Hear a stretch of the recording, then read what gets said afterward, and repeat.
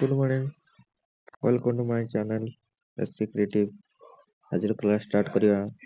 ଜୟ ଜଗନ୍ନାଥ, ଜୟ ଶ୍ରୀରାମ। ଆଜି ଆମେ ଡିସ୍କସ୍ କରିବା ଓଡ଼ିଶାର top current affair. December top current affair class 1। ଏଥିରେ ଅଛି ଟପ୍ 100 କରେଣ୍ଟ ଆଫେୟାର, ଯୋଉଟା କି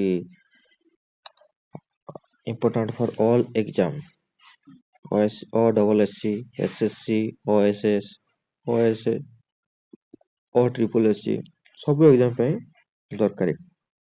ଚାଲନ୍ତୁ ଷ୍ଟାର୍ଟ କରିବା ଆଜିର ଟପ୍ 50 କରେଣ୍ଟ ଆଫେୟାର।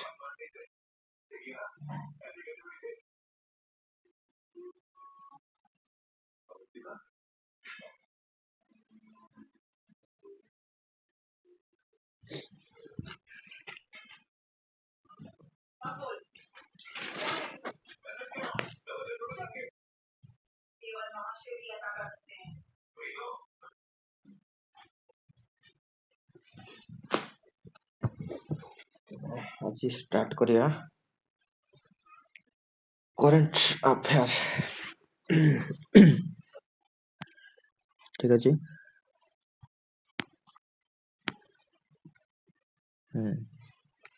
ପ୍ରଥମ କଣ ଅଛି? Notre Dame Cathedral, which was seen in the news, is located in which country? Notre Dame Cathedral, which was seen in the news, is located in which country?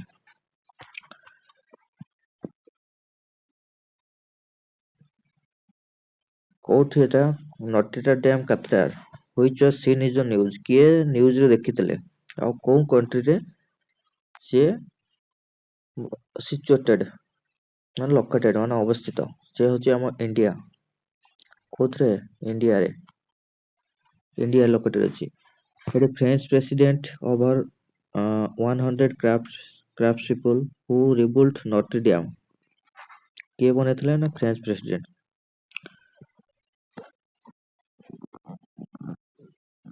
ଡିଭାଷ୍ଟିଂ fire in କେବେ ବନେଇଥିଲେ ନା ତାକୁ 2019 ମସିହାରେ ବନେଇଥିଲେ। କିଏ ବନେଇଥିଲେ? 2019 ମସିହାରେ ଫ୍ରେଞ୍ଚ ଗଭର୍ଣ୍ଣମେଣ୍ଟ। ଠିକ ଅଛି। ତା ବିଷୟରେ ଆଉ କିଛି ନଲେଜ ଆମେ ନେଇଯିବା।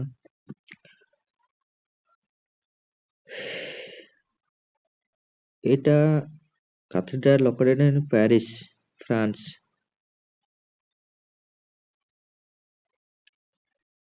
ସରି ଏର ଆନ୍ସର ହବ ଇଣ୍ଡିଆ ହବନି। ଇଏ ଲୋକେଟେଡ୍ ହଉଛି କୋଉଠି? ଇଏ ହଉଛି ଫ୍ରାନ୍ସ ରେ ଲୋକେଟେଡ୍। କୋଉଠି? ଇଏ ଆମର ଅଛି ଫ୍ରାନ୍ସ ରେ। କୋଉଠି? ଫ୍ରାନ୍ସ ରେ। ଏଟା କିଏ ବନେଇଥିଲେ ନା ଫ୍ରେଞ୍ଚ ପ୍ରେସିଡେଣ୍ଟ। ଏଟା କମ୍ପ୍ଲିଟ ବିଜ୍ଞାନ କେବେ ହେଇଥିଲା? ନଟ୍ରି ଡ୍ୟାମ ବିଜ୍ଞାନ ଆରମ୍ଭ ହେଇଥିଲା 1163 ମସିହାରେ ଷ୍ଟାର୍ଟ ହେଇଥିଲା। ଶେଷ କେବେ ହେଲା ନା 1250 ମସିହାରେ ଶେଷ ହେଇଥିଲା। ଠିକ ଅଛି। ଆଉ ଏଇଟା କଣ ଆଉ ଗୋଟେ କଣ ଏଟା ହେଇଛି ନା ଏଟା UNESCO heritage world UNESCO heritage site ରେ ମଧ୍ୟ ସେ ଆସୁଛି। କଣ? UNESCO heritage site. UNESCO heritage site. ଠିକ ଅଛି। କୋଉଟା? ନଟ୍ରି ଡ୍ୟାମ କୋଉଠି ଅଛି? ସେଟା ଫ୍ରାନ୍ସ ରେ ଅବସ୍ଥିତ। ନେକ୍ସଟ କ୍वेଶ୍ଚନ ଯିବା। ହାଇ ଏନର୍ଜି stereoscopic system বা HESS observatory which was seen in the news is located in which country? High energy stereoscopic system HSC observatory କୋଉ କଣ୍ଟ୍ରିରେ ଅବସ୍ଥିତ?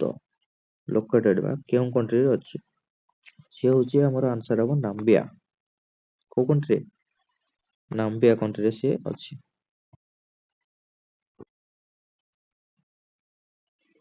ଠିକ ଅଛି। ନେକ୍ସଟ କ୍ୱେଶ୍ଚନ ଦେଖିବା।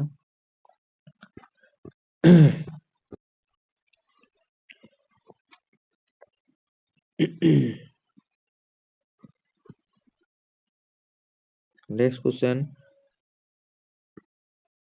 ଅଛି ତୁମର flagrant field. Flagrant field which was seen in the news is an active volcanic area located in which country? Flagrant field ଅଛି କୋଉଠି ଦେଖିବାକୁ ମିଳେ? active volcanic area ମାନେ volcanic ମାନେ କଣ? volcanic area ପାଖରେ ତାକୁ ଦେଖିବାକୁ ମିଳେ। କୋଉଠି ଦେଖିବାକୁ ମିଳେ? The flagrant field ଦେଖିବାକୁ ମିଳେ ହଉଛି ଇଟାଲୀରେ। କୋଉଠି? ସେ ହଉଛି ଇଟାଲୀରେ ଦେଖିବାକୁ ମିଳେ। ଇଟାଲୀରେ ଦେଖିବାକୁ ମିଳେ।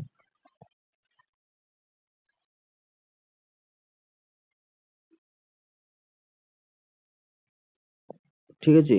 ଆଉ ଏଟା କୋଉଠି କୋଉ ପାଖରେ କୋଉ volcanic area ଦେଖିବାକୁ ମିଳେ? The 12 to 15 kilometers under Tyrrhenian Sea. ଇଟାଲୀର କୋଉଠି? ଥାହେରିନିଆ ସି ପାଖରେ ଦେଖିବାକୁ ମିଳେ। ଠିକ ଅଛି।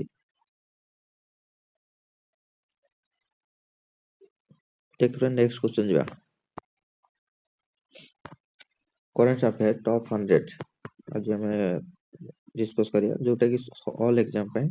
ଯୋଉମାନେ ଚ୍ୟାନେଲକୁ ନୂଆ ଆସିଛନ୍ତି ସେମାନେ ଲାଇକ୍ କରିଦିଅନ୍ତୁ ଚ୍ୟାନେଲକୁ, ଆଉ ସେୟାର କରିଦିଅନ୍ତୁ, ଆଉ ସବସ୍କ୍ରାଇବ ମଧ୍ୟ କରିଦିଅନ୍ତୁ। ଠିକ ଅଛି। ଏ ତିନିଟି ଜିନିଷ କରିଦିଅନ୍ତୁ। କ୍ଲାସଟି ଆପଣଙ୍କୁ ଭଲ ଲାଗିଲେ ଲାଇକ୍ ସେୟାର ସବସ୍କ୍ରାଇବ କରିଦେବେ। ଠିକ ଅଛି। ନେକ୍ସଟ କ୍ୱେଶ୍ଚନ ଯିବା କଣ ଅଛି? Which country named cyclone Bengal that recently hit eastern coast of India? ଆମ ଇଣ୍ଡିଆ ଇଷ୍ଟର୍ଣ୍ଣ କୋଷ୍ଟରେ ଏବେ ଗୋଟେ ସାଇକ୍ଲୋନ ଆସିଥିଲା, ଗୋଟେ ବାତ୍ୟା ଆସିଥିଲା, ଯାହାର ନାଁ ହଉଥିଲା କଣ ଦେଇଥିଲେ? ଫେଙ୍ଗାଲ ବୋଲିକି ନାଁ ଦେଇଥିଲେ। ସେଟା କୋଉ କୋଉ କଣ୍ଟ୍ରି ସେଟାକୁ ନାମକରଣ କରିଥିଲା? ଫେଙ୍ଗାଲ ବୋଲିକି ଗୋଟେ ବାତ୍ୟା ଆସିଥିଲା, ସାଇକ୍ଲୋନ। ସେଟା କୋଉଠୁ ଆସିଥିଲା? ସେଟା କୋଉଠି ଇଏ ହେଇଥିଲା? ଆମର ଲ୍ୟାଣ୍ଡଫଲ ହେଇଥିଲା ଫେଙ୍ଗାଲ। ଆଗ କହିସାର କିଏ ଏଟାକୁ ନାମ ଦେଇଥିଲେ, ତାପରେ ଆମେ କୋଉଠି ଫଲ ହେଇଥିଲା ତାପରେ ଆମେ ଦେଖିବା। ତ କିଏ ନାମକରଣ କରିଥିଲେ? ସିଏ ହଉଛି ସାଉଦି ଆରବ। ସାଉଦି ଆରବ ନାମକରଣ କରିଥିଲା। ଆଉ କୋଉଠି ଆସିକି ଲ୍ୟାଣ୍ଡଫଲ ହେଇଥିଲା? ଲ୍ୟାଣ୍ଡଫଲ ହେଇଥିଲା ଆମର ତାମିଲନାଡୁ ଆଉ ପଣ୍ଡୁଚେରୀ ଭିତରେ ହେଇଥିଲା। କୋଉଠି ହେଇଥିଲା? ନା ତାମିଲନାଡୁ and ପଣ୍ଡୁଚେରୀ ଭିତରେ ଏଟା ଲ୍ୟାଣ୍ଡଫଲ ହେଇଥିଲା। ଆଉ ଏଟା ନାମକରଣ କିଏ କରିଥିଲା? ନା ସାଉଦି ଆରବ। ଠିକ ଅଛି। ଫେଙ୍ଗାଲ କଣ ପାଇଁ ସିଏ ନାମକରଣ କରିଥିଲା? ନା ସେ ସାଉଦି ଆରବିକ ଅରିଜିନ ରୁ ସେ ସୃଷ୍ଟି ହେଇଥିଲା। କୋଉଠୁ ସୃଷ୍ଟି ହେଇଥିଲା? ନା ସେ ଆରବିକ ଅରିଜିନ ସୃଷ୍ଟି ହେଇଥିଲା। ତେଣୁକରି ତାକୁ ସାଉଦି ଆରବ ନାମ କରିଥିଲେ ଫେଙ୍ଗାଲ ବୋଲିକି। କୋଉଠି ଲ୍ୟାଣ୍ଡଫଲ କରିଥିଲା? ତେଲେଙ୍ଗାନା ଆଉ ପଣ୍ଡୁଚେରୀ ମଧ୍ୟରେ। ନେକ୍ସଟ କ୍ୱେଶ୍ଚନ ଯିବା। ଯୋଉମାନେ ଜଏନ କରିବାର ଅଛି ଟେଲିଗ୍ରାମ ଲିଙ୍କ ଦେଇଦେଇଛି, ଡେସ୍କ୍ରିପସନରେ ମୁଁ ଟେଲିଗ୍ରାମ ଲିଙ୍କ ଦେଇଦେଇଛି, ସେମାନେ ଟେଲିଗ୍ରାମରେ ଜଏନ କରିଯିବେ। ସେଠି କ୍ଲାସ ଯେତିକି ଅପଲୋଡ ହଉଛି ସବୁ କ୍ଲାସ ସେଠି ଆପଣ ପାଇଯିବେ।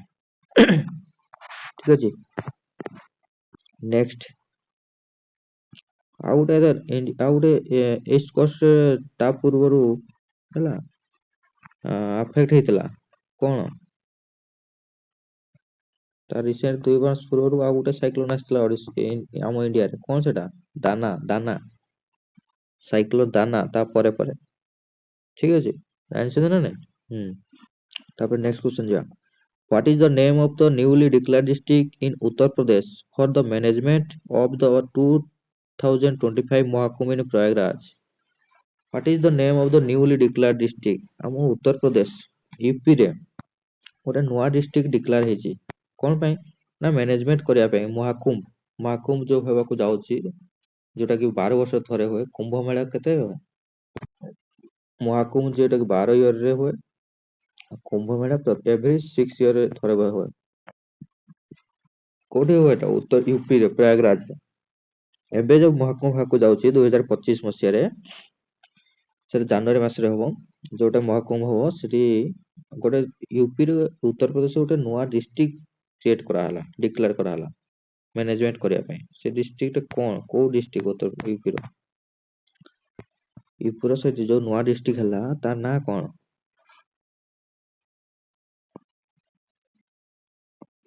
ସେ ହଉଛି ମହାକୁମ୍ଭ ମେଳା। କଣ ମହାକୁମ୍ଭ ମେଳା?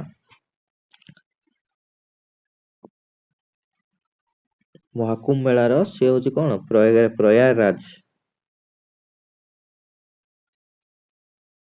ମହାକୁମ୍ଭ ମେଳାଟାକୁ ସିଏ ଗୋଟେ ନୂଆ ଡିଷ୍ଟ୍ରିକ୍ଟରେ ଦେଇଥିଲା। ସିଏ କେବେ ସେ ଡିଷ୍ଟ୍ରିକ୍ଟ କଲା ଡିକ୍ଲେୟାର କଲେ ୟୁପି ଗଭର୍ଣ୍ଣମେଣ୍ଟ? ସେ ଡିକ୍ଲେୟାର କଲା ଡିସେମ୍ବର 1 ତାରିଖ ଦିନ, ଡିସେମ୍ବର 1 2024 ସେ ଡିକ୍ଲେୟାର କଲେ ହେଲା। ୟୁପିରେ ବର୍ତ୍ତମାନ ଚିଫ ମିନିଷ୍ଟର କିଏ ଅଛନ୍ତି? ୟୁପିରେ ବର୍ତ୍ତମାନ ଚିଫ ମିନିଷ୍ଟର ଅଛନ୍ତି କିଏ? ଯୋଗୀ ଆଦିତ୍ୟନାଥ। ଯୋଗୀ ଆଦିତ୍ୟନାଥ। ଟୋଟାଲ ଲେଖି ରଖନ୍ତୁ, ଜାଣି ରଖୁଥିବ, କ୍ଲାସ ଟି ମନ ଧ୍ୟାନ ଦେଇକି ପଢନ୍ତୁ, ସବୁ ଜାଣିପାରିବେ। ଠିକ ଅଛି। ଏଇଟା ମହାକୁମ୍ଭ ମେଳା କୋଉ ଡିଷ୍ଟ୍ରିକ୍ଟ ହଉଥିଲା ଆଗରୁ? କୋଉ ଡିଷ୍ଟ୍ରିକ୍ଟ ଯାଉଥିଲା? ସେ ହଉଛି ପ୍ରୟାଗରାଜ ଡିଷ୍ଟ୍ରିକ୍ଟ ଯାଉଥିଲା। ତାକୁ ନୂଆ ଡିଷ୍ଟ୍ରିକ୍ଟ କଲେ ମହାକୁମ୍ଭ ମେଳା ବୋଲି। ଜାନୁଆରୀ 13 ରୁ ଫେବୃଆରୀ 25 ଭିତରେ ସେ ମହାକୁମ୍ଭ ମେଳା ହବ। ଠିକ ଅଛି। ତାପରେ ନେକ୍ସଟ କ୍ୱେଶ୍ଚନ ଯିବା। Madhav National Park. Madhav National Park is located in which state? Madhav National Park is located in which state? Madhav national park ଟି କୋଉ ଷ୍ଟେଟ ରେ ଅବସ୍ଥିତ? ଆନ୍ସର ହେଲା କୋଉ ଷ୍ଟେଟ? ସେ ହଉଛି Madhya Pradesh. Madhav national park MP ରେ ଲୋକେଟେଡ ଅଛି। ଠିକ ଅଛି। ସେଟା କଣ ନା ନ୍ୟାସନାଲ ଟାଇଗର କନଜରଭେସନ। କିଏ ଆପ୍ରୁଭ କରିଥିଲା ତାକୁ? National tiger conservation authority has approve in Madhya Pradesh as a tiger reserve. Madhav national park ଟା କଣ ପାଇଁ? ସେ ଟାଇଗର ରିଜର୍ଭ ପାଇଁ ତାକୁ ନ୍ୟାସନାଲ ପାର୍କ ଦିଆଯାଇଛି। Tiger reserve. ଠିକ ଅଛି। ଏଟା କୋଉଥିରେ ଅବସ୍ଥିତ? କୋଉ ପାଖରେ ମଧ୍ୟପ୍ରଦେଶର? ସେ ହଉଛି central highland part of the ଉପର ବିଦ୍ୟାନ hills with plateau valleys, two lakes, ଦୁଇଟା ହ୍ରଦ ମଧ୍ୟରେ ସିଏ ଅବସ୍ଥିତ। କଣ କଣ? ସେ ହଉଛି ସାଖ୍ୟା ସାଗର ଏଣ୍ଡ ମାଧବ ସାଗର।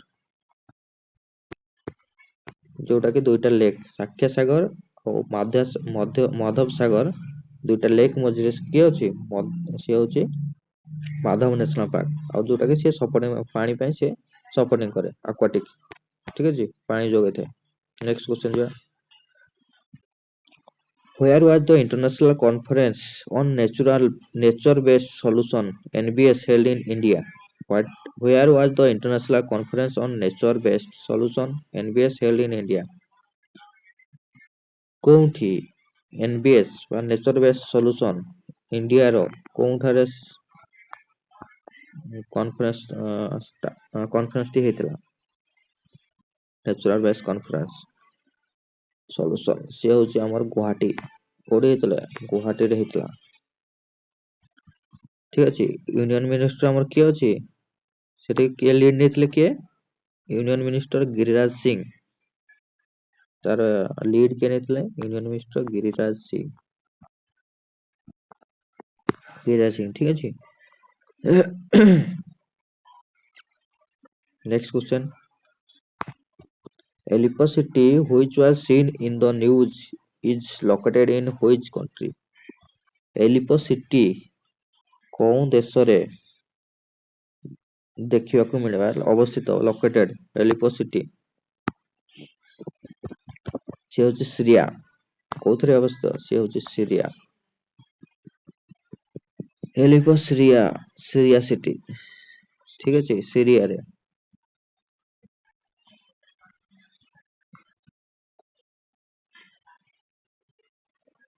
ତାପରେ ନେକ୍ସଟ କ୍ୱେଶ୍ଚନ ଯିବା।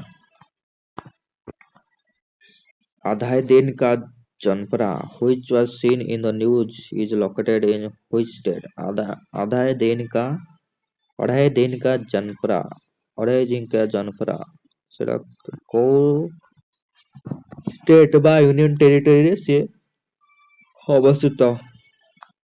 ମାଡ଼ ହେଇଟି ଇନକା ଜମ୍ପରା ସେ ଗୋଟେ ରାଜସ୍ଥାନ କିଏ କୋଉ ଷ୍ଟେଟରେ ରାଜସ୍ଥାନରେ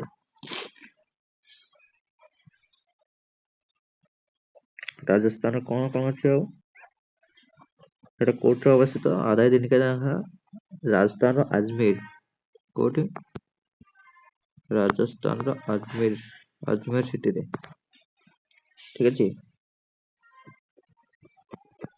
ସେଟା କଣ ହେଇଥିଲା ଆଗରୁ ଇଣ୍ଡୋ ଇସଲାମିକ ଆର୍କିଟେକ୍ଚରରେ ସେ ଷ୍ଟ୍ରକ୍ଚର ହେଇଥିଲା ଆଗରୁ ଠିକ ଅଛି ତାପରେ ନେକ୍ସଟ ଦେଖିବା next question 10 number question which word was been selected as Oxford Word of the Year 2024 କେଉଁ ଶବ୍ଦଟି Oxford word of the year 2024 ରେ ତାକୁ ଅକ୍ସଫୋର୍ଡ ଅଫ ଦ ୱାର୍ଡରେ ସେ ସ୍ଥାନ ପାଇଛି 2024 ରେ କୋଉଟା ବ୍ରେନ ରୁଟ୍ এটা হচ্ছে প্লেস নেম ব্রেন রুট এটা କଣ এটা ট্রাইবাল সোশিয়াল মিডিয়া কন্টেন্ট এই হচ্ছে কোন ট্রাইবাল সোশিয়াল মিডিয়া কন্টেন্ট ঠিক আছে the term gained popularity amid trend like digital texts countermetal figure ঠিক আছে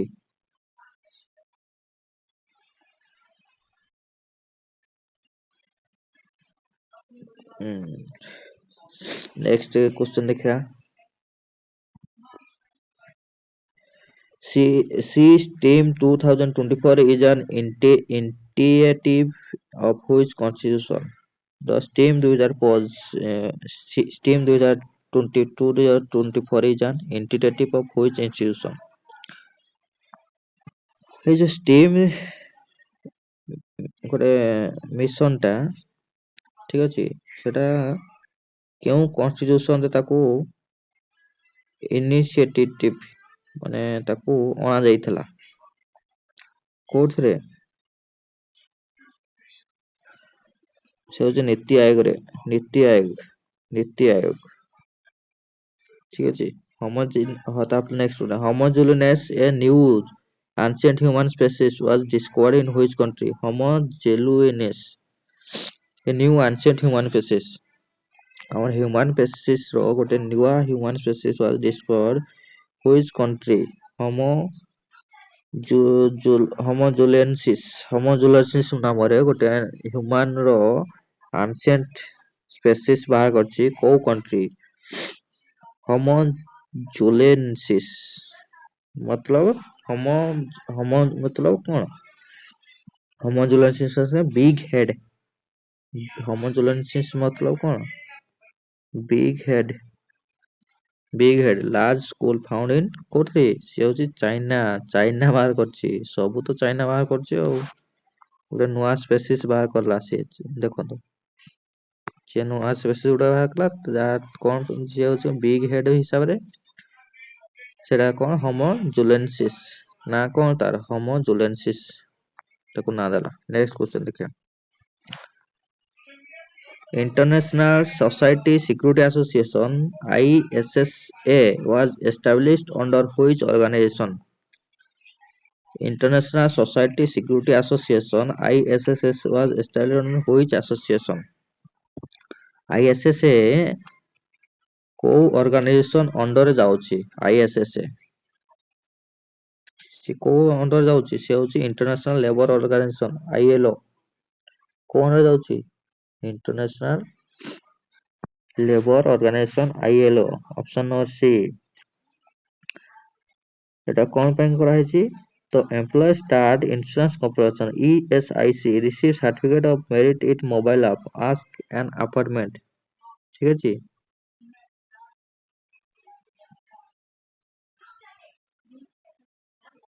in Riyadh Arabia society security organize the international society କିଏ ତାକୁ କହିବା କଥା ରିୟାଦ ସାଉଦି ଆରବ ତାକୁ ବାହାର କରିଥିଲା ତାର ହେଡକ୍ୱାର୍ଟର କୋଉଠି ଅଛି ISSA ର ହେଡକ୍ୱାର୍ଟର ISSA ର ISSA ର ହେଡକ୍ୱାର୍ଟର କୋଉଠି ଅଛି? ହେଡକ୍ୱାର୍ଟର ଅଛି କୋଉଠି? ଜେନେଭା ଲେଖିଦିଅନ୍ତୁ। ISS ର ହେଡକ୍ୱାର୍ଟର ହଉଛି ଜେନେଭା, ସୁଇଜରଲ୍ୟାଣ୍ଡ। କୋଉଠି ଅବସ୍ଥିତ ଜେନେଭା?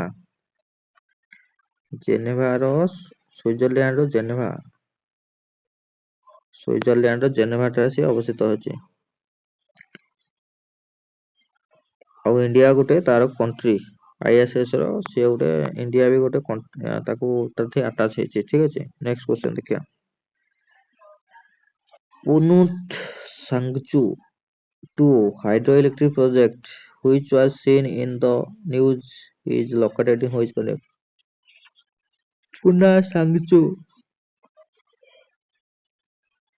ପୁନା ସାଙ୍ଗଚୁ କୋଉ କଣ୍ଟ୍ରିରେ ଅବସ୍ଥିତ? ପୁନା ସାଙ୍ଗଚୁ ସେ ହଉଛି ଭୁଟାନରେ। କୋଉଠି? ସେ ହଉଛି ଭୁଟାନରେ ଅବସ୍ଥିତ। ପୁନା ସାଙ୍ଗଚୁ ଭୁଟାନ। ସେ କଣ ସେଟା ପ୍ରୋଜେକ୍ଟଟା ପୁନା ସାଙ୍ଗଚୁ 2 ହେଇଛି? Run of the river hydropower project of Bhutan. ସେ କଣ ଏଟା ଗୋଟେ କଣ ପ୍ରୋଜେକ୍ଟଟା ନା ହାଇଡ୍ରୋ ଇଲେକ୍ଟ୍ରିକ ମାନେ ରିଭର ଦ୍ୱାରା ଇଲେକ୍ଟ୍ରିସିଟି ତାକୁ ବାହାର କରିବାଟା। ଠିକ ଅଛି। ଭୁଟାନ ଗଭର୍ଣମେଣ୍ଟ କିଏ ଭୁଟାନ ଆଉ ଇଣ୍ଡିଆ ଏଗ୍ରିମେଣ୍ଟ କରିଛନ୍ତି। ଭୁଟାନ ଗଭର୍ଣମେଣ୍ଟ ଆଉ ଇଣ୍ଡିଆ ଗଭର୍ଣମେଣ୍ଟ ଏଗ୍ରିମେଣ୍ଟ କରିଛନ୍ତି। କେତେ ପରସେଣ୍ଟ ଦେଇଛନ୍ତି ନା 70-30% ମାନେ ଇଣ୍ଡିଆ ହଉଛି କେତେ ପରସେଣ୍ଟ ଦେଇଛି? ଇଣ୍ଡିଆ ହଉଛି 30% ଆଉ ଭୁଟାନ କେତେ ପରସେଣ୍ଟ କରିଛି? ଭୁଟାନ 70% ଲୋନ ସାଂକ୍ସନ କରିକି ପାଟାନଚାଙ୍ଗଚୁ 2 ହାଇଡ୍ରୋ ଇଲେକ୍ଟ୍ରିକ ପ୍ରୋଜେକ୍ଟ ସେମାନେ ଷ୍ଟାର୍ଟ କରିଛନ୍ତି। ଠିକ ଅଛି। ସେଠି କେତେ ଇଲେକ୍ଟ୍ରିକ ଆନୁଆଲି କେତେ ଇଲେକ୍ଟ୍ରିସିଟି ବାହାରିବ ନା 4357 ମିଲିୟନ ୟୁନିଟ୍ସ। କେତେ ଇଲେକ୍ଟ୍ରିସିଟି ଆସିବ? 4357 ୟୁନିଟ୍ ଇଲେକ୍ଟ୍ରିସିଟି ସେଠୁ ବାହାରିବ। ଠିକ ଅଛି। ନେକ୍ସଟ କ୍ୱେଶ୍ଚନ କଣ ଅଛି? କୁମ୍ଭାରେ site which was seen in the news is located in which state? କୁମ୍ଭାର ସାଇଟ୍ କେଉଁ ରାଜ୍ୟରେ ଅବସ୍ଥିତ? କୁମ୍ଭାର ସାଇଟ୍ ହଉଛି ବିହାର। କୋଉଠି ଅବସ୍ଥିତ? ସେ ହଉଛି ବିହାର। କୁମ୍ଭାର ସାଇଟ୍ ଅଛି ବିହାରରେ ଅବସ୍ଥିତ। The Archaeological Survey of India ASI 80 ପିଲାର ଆସେମ୍ବଲି ହଲ୍ କୁମ୍ଭାରପାଟନା। ଏଟା କୁମ୍ଭାରପାଟନା। ପାଟନାଟା ହଉଛି ବିହାର ଯାଉଛି। କୁମ୍ଭାର ସାଇଟ୍ ଲିଙ୍କ ଟୁ କାହାର? Emperor Ashoka's third Buddhist council. Ashoka ସମ୍ରାଟ ଏମ୍ପେରର ରାଜା ଯୋଉ ଅଶୋକ ସମ୍ରାଟ ଥିଲା ତା ବେଳରୁ ସେଟା ରହି ଆସିଛି। ଠିକ ଅଛି। ତାପରେ ନେକ୍ସଟ କ୍ୱେଶ୍ଚନ ଯିବା। Astamudi Lake is located in which state? Astamudi Lake is located in which state? ଆସ୍ତାମୁଦି ହ୍ରଦ କେଉଁ ରାଜ୍ୟରେ ଅବସ୍ଥିତ? ଆସ୍ତାମୁଦି Lake is located in କୋଉଠି? ସେ ହଉଛି କେରଳାରେ ଅବସ୍ଥିତ। କୋଉ ରାଜ୍ୟରେ? ନା କେରଳା। ଠିକ ଅଛି। ଆସ୍ତାମୁଦି ଲେକ୍ ଏଟା ଗୋଟେ କଣ? ଆସ୍ତାମୁଦି ଲେକ୍ ଟା ହଉଛି ଗୋଟେ ରାମସାର ସାଇଟ୍। ଠିକ ଅଛି। କେରଳାର ରାମସାର ସାଇଟ୍ ଇନ୍ କୋଲାମ। କୋଉ ପାଖରେ ଅଛି? କୋଲାମ। କେରଳାର କୋଲାମ। ଏଟା କଲଡା ରିଭର ଡେ ଆଉ ଆରବିଆନ ସି। ଠିକ ଅଛି। ତାପରେ ନେକ୍ସଟ କ୍ୱେଶ୍ଚନ ଯିବା। Little gull bird which was recently spotted in Delhi NCR is native to which region? Little gull bird ଦିଲ୍ଲୀରେ ବର୍ତ୍ତମାନ ସ୍ପଟେଡ୍ ହେଇଛି ମାନେ ଚିହ୍ନଟ ହେଇଛି ଦିଲ୍ଲୀ ଏନସିଆର କୋଉ ରିଜିଅନ ରେ?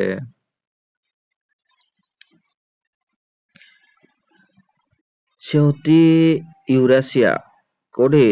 ୟୁରାସିଆ। ସେ ହଉଛି ୟୁରାସିଆ। ତାପରେ ନେକ୍ସଟ କ୍ୱେଶ୍ଚନ ଯିବା 18 number.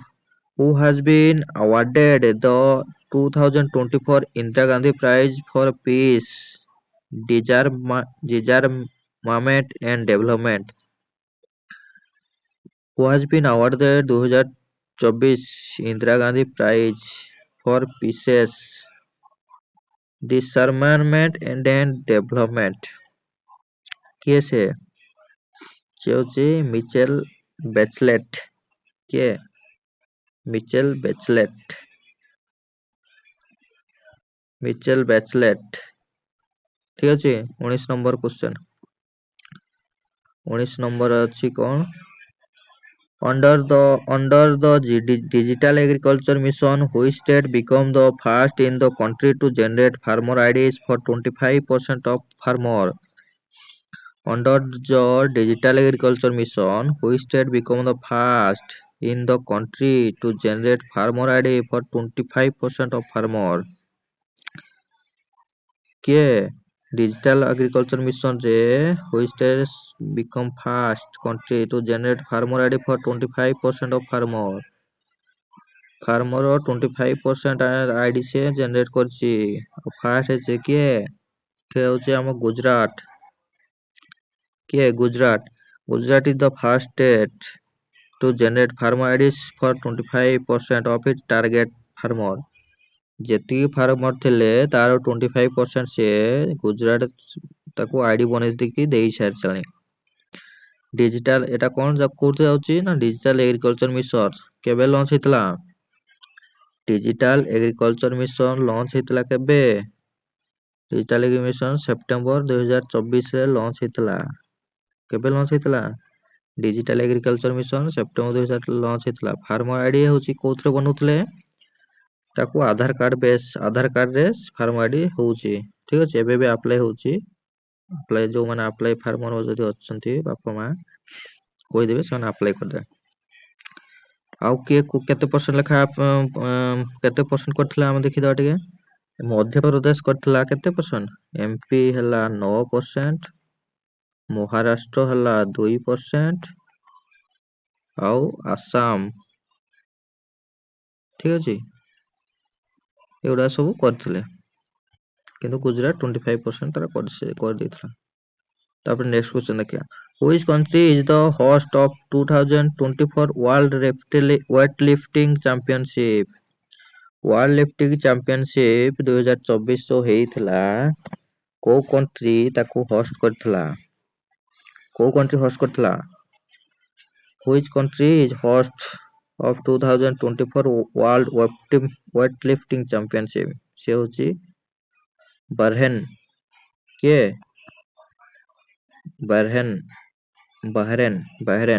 ବାହରେନ ସେ ତାକୁ ହୋଷ୍ଟ କରିଥିଲା। ଠିକ ଅଛି this first time ଇଏ ହଉଛି ଫାର୍ଷ୍ଟ ଟାଇମ ସେ ତାକୁ ହୋଷ୍ଟିଂ କରିଥିଲା ବାରହେନ। ତାପରେ ନେକ୍ସଟ କ୍ୱେଶ୍ଚନ ଯିବା।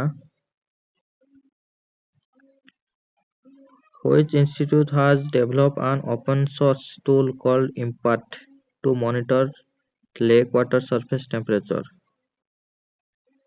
କେଉଁ institute open source tool called IMPACT IMPART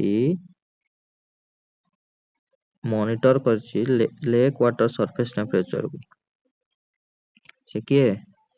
IIT Bombay. IIT Bombay ତାକୁ ଡେଭଲପ କରିଛି water surface। ଠିକ ଅଛି ସେଟା ତାର ଫୁଲ ଫର୍ମ କଣ? ଆଇ ରେ ଇଣ୍ଟିଗ୍ରେସନ ଇମ୍ପାକ୍ଟ ଆଇ ରେ ହେଲା ତାର ଫୁଲ ଫର୍ମ ହଉଛି କଣ? ଆଇ ରେ ହେଲା ଇଣ୍ଟିଗ୍ରେସନ एम रे हला MIC माइक,